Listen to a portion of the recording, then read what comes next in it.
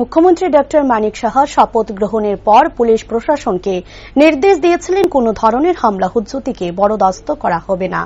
দুষ্কৃতিকারীরা মুখ্যমন্ত্রীর নির্দেশকে কলাপাতা বানিয়ে দিবারাত্র সন্ত্রাস চালিয়ে যাচ্ছে। বৃহস্পতিবার রাতে এমনই একটি সন্ত্রাসের চিত্র ফুটে উঠল উজান অভয়নগর এলাকায়।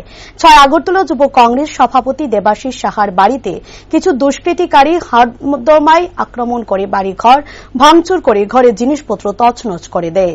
পাশাপাশি দেবাশিস সাহার বাবা দুলাল সাহাকে ব্যাপক আক্রমণ করে তার দাঁত ভেঙে দেয়। এই ঘটনায় এলাকায় চাঞ্চল্য ছড়িয়ে পড়ে। ঘটনাটি পুলিশকে জানানো হলেও পুলিশ কাউকে গ্রেফতার করতে সক্ষম হয়নি।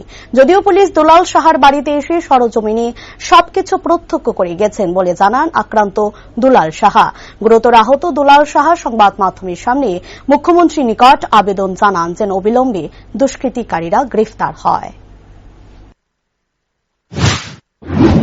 গতকালের ঘটনার পর যখন পুলিশকে আমরা খবর দিই, আমার ছেলে যখন পুলিশকে খবর দেয় তখন তারা আসে এসে সমস্ত ঘটনা দেখে ইনকোয়ারি করে নিয়ে যায়। সমস্ত আমার অফিস রুম, ঘরের সমস্ত যে ভাঙচুরের সবগুলো ফুটেজ তারা ভিডিও ক্যামেরা করে নিয়ে যায় এবং তাদের গাড়ি করেই আমাকে জিবি হাসপাতালে নিয়ে যায়।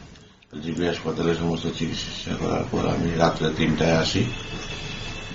এরপরে আজকে সকালে পূর্ব থানার থেকে একজন সাব ইন্সপেক্টর এবং ওসি সাহেব এসেছিলেন এবং আমি তাদের কাছে এফআইআর কাগজ জমা দিই।